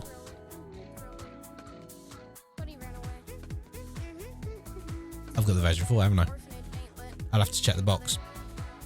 So, I purchased these.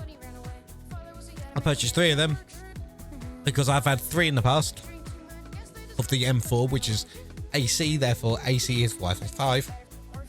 AX, which is Wi-Fi 6. AXE, which is Wi-Fi 6E. And I can't remember what Wi-Fi 7 is off the top of my head. Now, I did a test on this a little bit earlier today. I'm getting 700 out of my router. I won't get it over here though, which is great via Wi-Fi. I'm not going to use 700 megabits per second on my phone, unless I'm watching very, very, very like 20k pornography. I'm joking. Use a tablet for that. Anyway, so I don't think need 3 lil. Well, I think 1 would be what? So no, depends how big your place is. Now, I bought a 3-pack because I had the Wi-Fi 5 version of these, and they cover the whole house absolutely fine. I thought, fine, perfect, yeah, not a problem. I'll get a 3-pack of one of these because I'll need it. 1 by the router, 1 upstairs in Ava's bedroom, 1 in my bedroom, you know, with the other half. It'll work fine. Yeah, perfect. Set them up, worked perfect. And then Katie turned around and said, do you know the TV upstairs in our room just buffers all the time?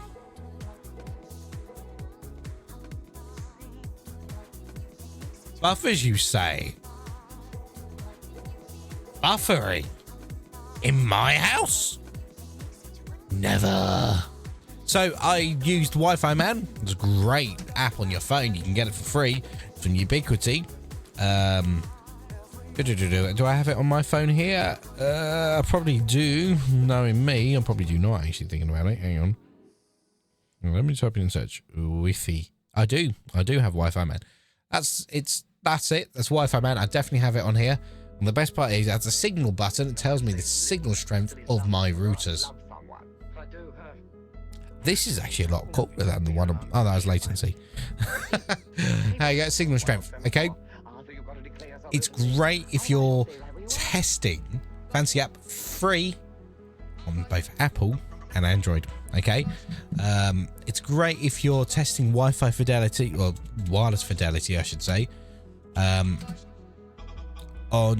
your router. Okay. Now it looks like, I'll show you on Google Play. Logo looks like this. Okay. Ooh. Logo looks like this. Okay. All right. And it's from Ubiquity Inc. Okay. All right. So that's what you're looking for. It's the same on. It's the same on the App Store, the Apple App Store. It is exactly the same. Okay. It's a great system. Where you can even measure the decibels per meter from your router. And how you do that, you obviously connect your phone to your router. And although mine's a little bit low here,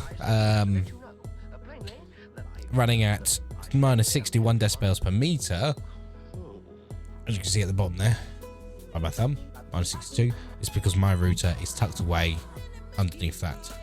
That'd be better than the speed test, yes, because you get Wi-Fi. It's better than running around and going like, what speed am I getting here? What speed am I getting? You still do the speed testing, obviously, because you can do it. You can do it from the app. There's the app. Go to speed test, and then run speed test, and it will do a speed test. Okay. Right. So bear in mind, I have a router up there as well, and a router behind me. That one's my VR. So obviously, I'm going to get some Wi-Fi interference from that. But that tells me, you know, I've got a great thing there. Okay. Also, it tells you if you've got any access points and how you are connected. It tells me that I've got my Pixel 9 on the far, you know, which is this color one over here. Okay. Connected to an access point, which is my Deco. Then connected to my router, which is the VX230V. And then obviously my Bright broadband connection there. That's not my IP address. That's because I'm using a VPN for when I'm doing streams. Okay. And it also tells you what. Oh, that's really quite cool. Actually, it even tells you what type of connection you have. Yeah, Wi-Fi 5, Wi-Fi band 5 gigahertz, standard Wi-Fi 6, multi-in, multi-out, 2x2. What channel width it is on 18 megahertz with channel health. And obviously tells me about my 2 SIM cards. And yes, I've got 2 SIM cards. Don't judge me for that. Okay. So that's all great. And it also gives you a spectrum analyzer as well. And you can see behind me the other half just walking in. So yeah. But yeah, it's definitely a great app. Use it if you're having Wi-Fi difficulties in your property, because it will tell you where the Wi-Fi black spots are if you walk around with it. Okay. Right. So, TP-Link. She has a nice jumper. How colourful it was. They're commenting on your jumper, dear.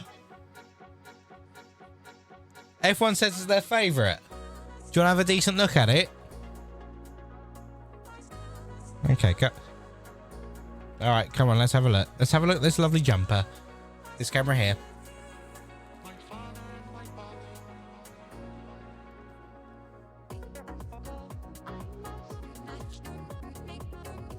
It's Jumpman on it, isn't it? Where'd you get it from? Oh, it's a Primani special, is it? Oh yeah, very posh. Oh, you got the Jaffa cakes. Oh, and the... Oh, is she... Oh, she's walked past with Jaffa cakes.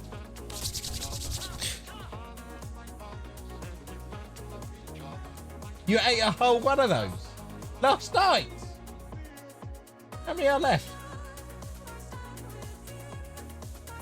I don't know. I'm full. Full from my lovely dinner. I'm frightened. Oh, they're the cheapos.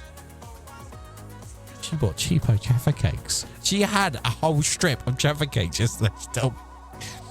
Imagine if it had dogs on it. Oh, that would be cool.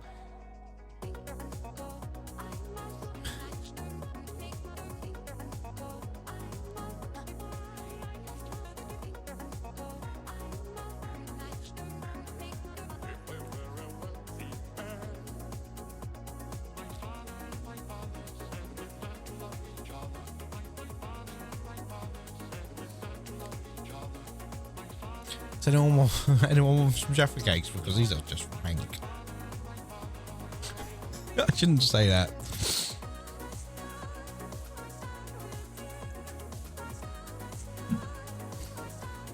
No. I love Jaffa cakes. I like the proper ones. She can have those back.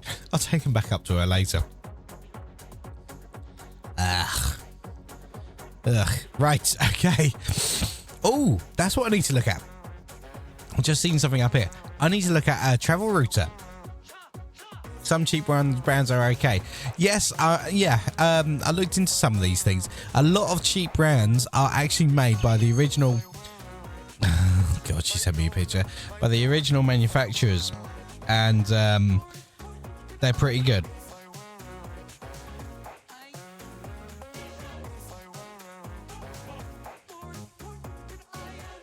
Take these. Okay, so she's ended up with she's just ended up with 3. Take these. They're rank. Come down and pick them up.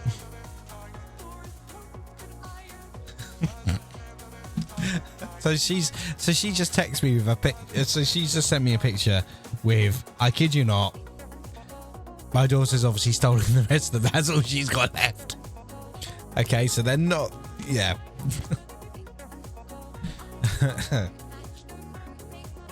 Oh, she's coming downstairs. She's gonna come. I can feel her. I feel her presence in the force.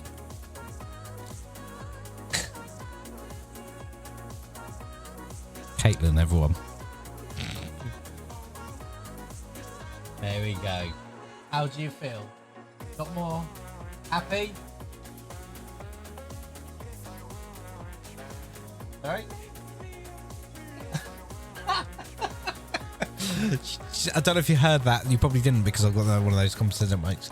Basically, my other half just said to, you know, she took these Jaffa cakes upstairs, and Ava was like, thank you, are they for me? She's got to eat all those Jaffa cakes. She's only got 4. Right. Yeah. Oh, you got... Okay. All right, well, you enjoy those. I just... No. Where'd you... Are they the little ones? Yeah, they're Lidls. Yeah, I can tell. Don't get me wrong, I love Lidl's, some of Lidl's food, but Jaffa cake isn't one of them, I'm afraid. That's just not, okay. I will buy you Jaffa cakes tomorrow, proper Jaffa cakes tomorrow, okay? Alright. Yeah. Come on, what's the veggie? Don't. It's not that kind of stream. Jaffa cakes are hell. Okay, is a Jaffa cake actually a cake, or is it a biscuit? Oh, you say it's a cake. You say it's a cake. Is it a Jaffa cake or is it a biscuit? Michi, if you can do a stream. Michi, can you do a poll? Hello.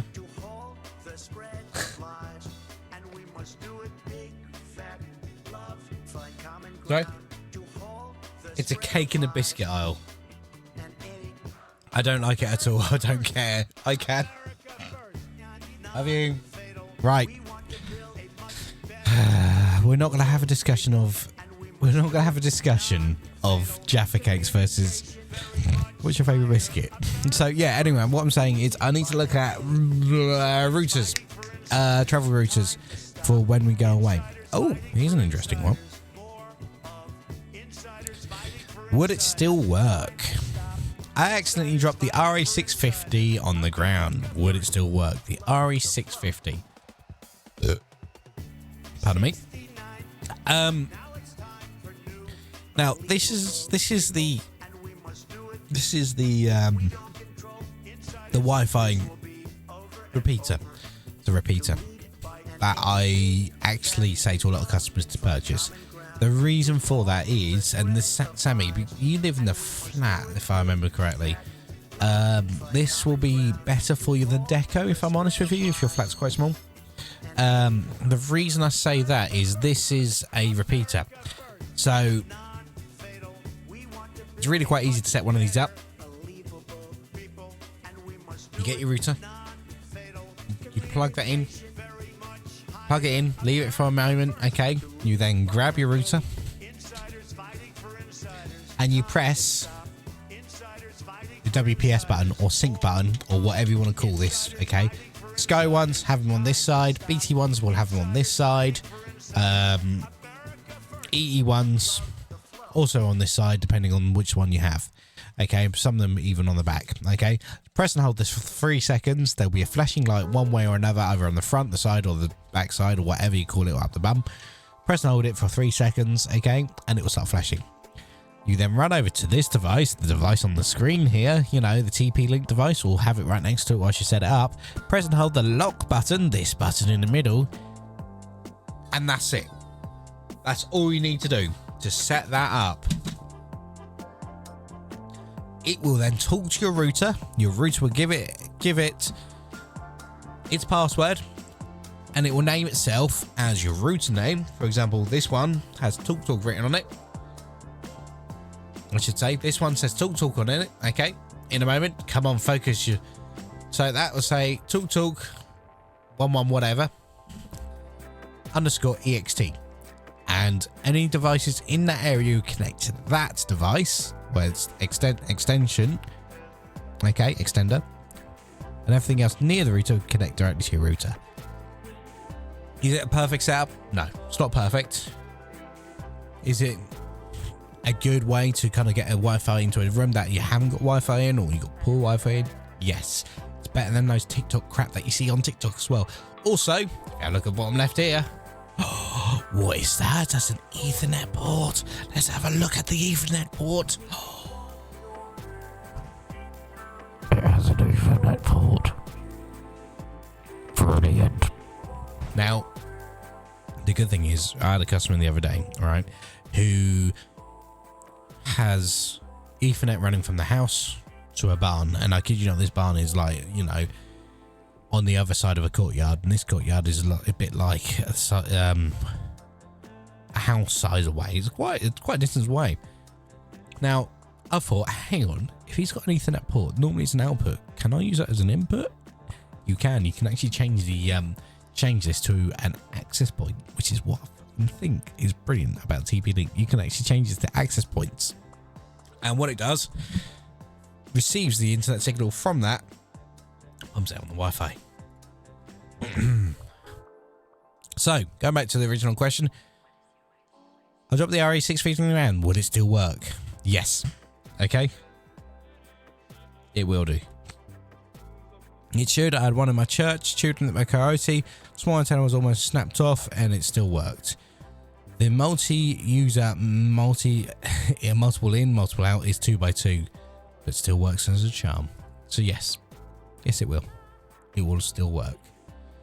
Okay, all right. Okay, let's have a look. So with this one, this is the problem that a lot of people face. Okay, so hello, I have a big problem with my decos. I recently had an X50 deco. The other two are deco X tend to keep disconnecting. How many one have they got? They've got one there, 2, 3, 4, 5. Hang on, that's one main deco, one at the router, one satellite deco, another satellite deco, so that's 3, 4, 5.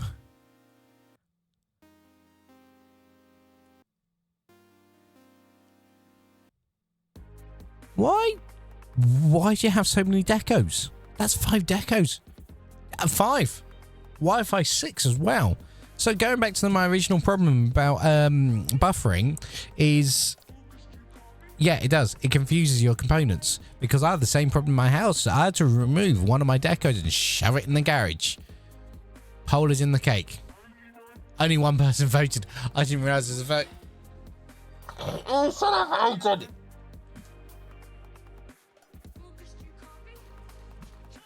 Hang on. Let's send a voice note. They say it's a cake. By the way, I still say it's a. I'm gonna say it's a biscuit. It's a biscuit. It's not a cake. Right. That's gonna cause her to either come down or scream at me or shout at me or send me a message back. Yeah, a lot of people are saying, oh, is it close to it and things like that. Yeah, you've got 2 minute units in the house. Yeah, I would say you have 2 minute units in the house as well. Yeah, I would say you got way too many units. I didn't vote, Meaty, I'm sorry. I should have voted on that one. I should have voted. Which ISP is best? Hi guys, I'm quite a competitive gamer and streamer. Recently currently had problems with current ISP, which would be EE. From stutters and random internet cuts and tremendous download speeds, minus 7 to 8 with Ethernet. Now that I'm moving out of my current place and switch provider, which one do you recommend for gaming? Overall lightning fast download speed around 200 megabits per second.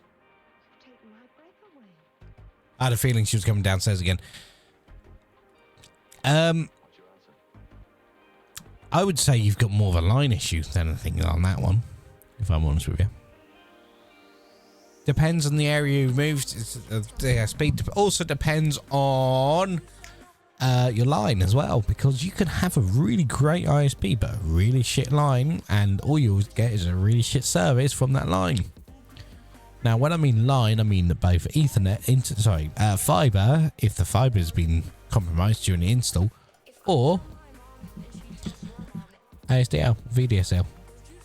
Okay. So, yeah. Ah, dear. Sky. Good old Sky. Nobody likes Sky. Also depends on, you're right and wrong. It also depends, actually mostly right. Also depends on your customer service as well. If there's any customer service as well at the end of it. As well. Alright. So, oh yes, I read this morning. OpenReach revealed price for 1 gigabit symmetric fiber to the premises download broadband update. Okay, all right. Now this is quite a as streamers yourselves and people who like to stream. What do you think the price would be to have an asymmetric, like I have here, 900 down, 900 up, fiber symmetric? Fiber to the premises speed. How much do you think it will be? Okay, do you think it should be as the same price as what you're getting now? Should it be a little bit more? Should it be a little bit less? Right? How much do you think that will be to have a symmetric standard connection? £30, 30 to £40. Hold on to your butts. £122 and 84p for a standard connection, 1 gigabit symmetric fiber to the premises speed tier. £122. I mean,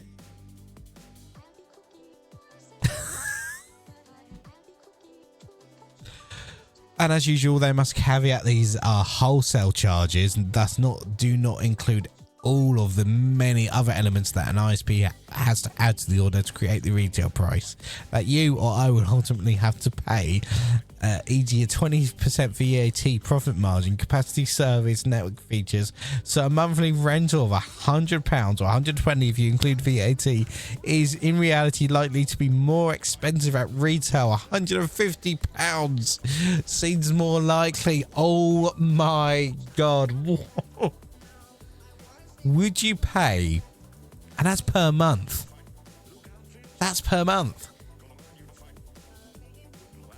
In reality, this price is that OpenReach is not going to be particularly competitive with other more residential features, alternative fiber to the premises providers that already offer symmetric gigabit tiers for significantly low pricing at this price. The operator seems to be aiming more at small businesses. Yep. This underlying fact that's twice the price of asymmetric consumer focused 1.8 gigabit package. On the flip side, OpenReach will be deploying this into areas where there's no alternative fiber to the premises operators. That's probably they don't have to worry too much about the competition. Yet. Yeah, Bryant Broadband has it. Yep. Bryant Broadband has it. Straight away. You see, bear in mind my numbers are going to be a bit skew at the moment, but look, you know, that's my download speed. Okay. That's download speed. Do you want to see my upload speed? Just wait for it.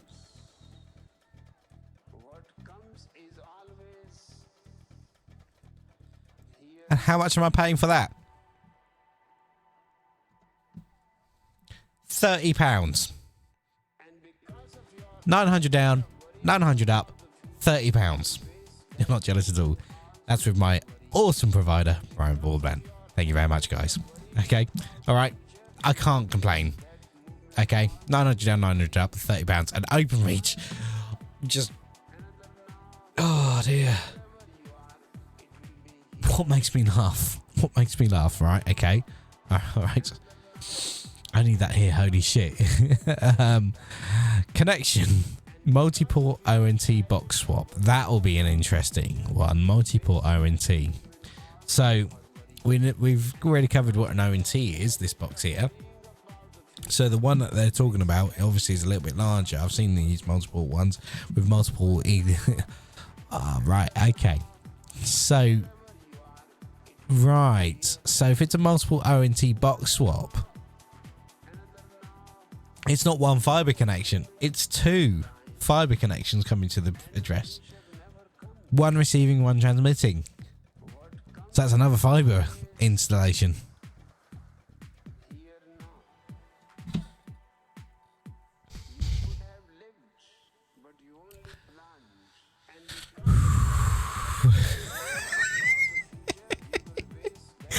Now, I thought that OpenReach are okay, are good, okay, but looking at those prices,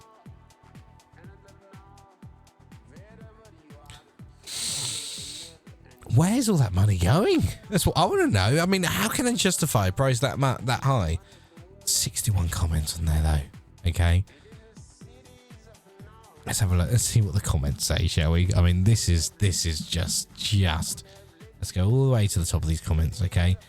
Mark, can you ask him, what about the people on 1.8 gigabit plan? Are they just going to get upload or pay more? Nothing would change. 1.8 separate tier, different speed price right now. 1 gigabit separate from that. So it'll be a different package, okay? This is like when an insurance company quotes you 10 times the price of the most competitive options. They don't want you to take this service. That's right. Oh gosh, wow. Not going to be particularly competitive. It's quite an understatement. Why do they even launch this product? Oh, even I wouldn't buy it at that price. Aimed at businesses. If I had a business,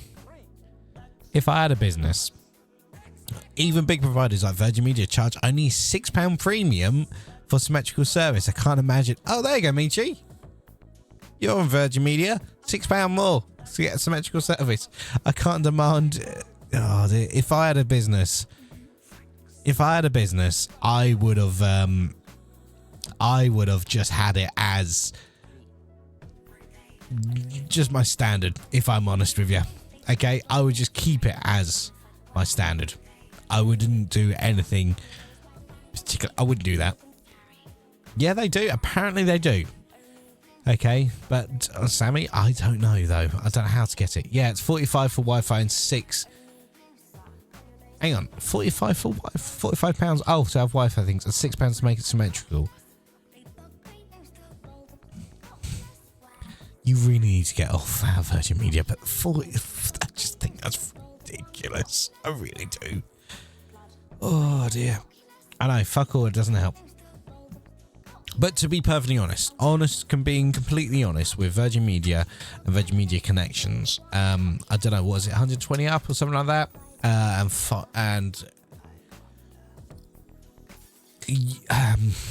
Unless you're streaming, even if you're streaming 4K, 60 frames a second, which Twitch is the only ones that would do 120 or something like that, okay? You're not going to go above 50, 60 megabits a second looking at rates and things like that.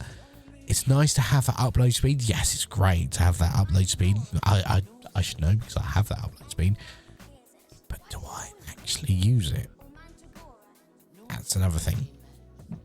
Does anyone know a good Hoover vacuum cleaner make? Because I need to buy a new vacuum cleaner. Update on an engineer who lied about me missing the appointment. I've been in contact with my provider today, and they raised a complaint with OpenReach. They say that it takes up to 3 months for OpenReach to investigate Then they've booked me into the earliest slots, March 20th for the install. Henry. Okay. So I have another 3-week delay. I want to check the standard, or my speed is missing something. It won't take 3 months, can it? Did you try contact Openreach themselves on social media? No. Don't bother. Now, as an engineer myself, there are times that we can't turn up. Because Tuesday last week, for example, right? My van broke down. Not actually broken down. I just jumped to the van and it had no dashboard lights, nothing, no speedometer. And I was in the middle of Brighton. And as you know, Brighton's covered by speed cameras. And as you know, it was just, yeah. I do not want to drive or try to drive through Brighton with speed cameras. Trying to guess how fast I'm going. Because we know what will happen. I'll get a speeding ticket, or even possibly pulled over by the police. They'll tell me, how fast were you going? I'll be like, I don't know, I've got new dash. They'll say, well, why are you driving? It's illegal for you to drive without a speedometer. So stuff like that. I broke down essentially, would cancel all my appointments for the rest of the day. So therefore I would stop, that's one of me missing out of an appointment. Or if I can't park or whatever, because I can't park in double yellows, or if the customer doesn't have a parking permit for me, I'm not going to risk getting a ticket. And it is actually down to the customer to provide parking. So that's probably why, you see. But yeah, it's one of those things, unfortunately. My spelling was fucked because I'm laughing. What are you laughing at? What are you laughing at, fool? Oh dear. So I've not actually had any replies to my questions, answers and things like that, and I thought that person who I responded, Visky. Oh yeah, everyone laughs at Visky, you see. Everyone laughs at Visky. Yeah. Oh, if she's still awake upstairs, I've just realised if she's still awake upstairs, it's going to be a nightmare tomorrow evening. Anyway, you know what that music means. It's time for me to go. It was going to be a late one, but I've got family at home, so I can't stay too late, unfortunately. So I'm going to do my usual thing and bugger off. Hopefully you've had an enjoyable stream. Hopefully you've learned some things. Hopefully you have learned something. Hopefully you've had a good week. Like me. And everyone else in this world. What was I going to do? I was going to press a button. I can't remember what button I was going to press. I was going to press some buttons. I don't know what buttons I was going to press. I was going to press that button. That did something. Anyway. So, from me, I learned video drivers suck. You've learned video drivers suck. Yes. We've learned video drivers suck. Oh, speaking of which, Nvidia were in the news earlier to this week. I could tell you all about it, but I'm not going to because it's quite boring. It's just about share prices that have gone up a bit. Okay, that's about it really because of AI. But it was nice to hear he was in the news, but they called it Nvidia when it's Nvidia. Who knows? Anyway, from my family to your family, hope you have a lovely week. Look after yourselves, and I will be streaming on the 29th, the 30th, and 31st of February. Look after yourselves, take care, and we'll catch you in the next chapter. Adios. Plus, nobody likes Michi. Michi sucks balls.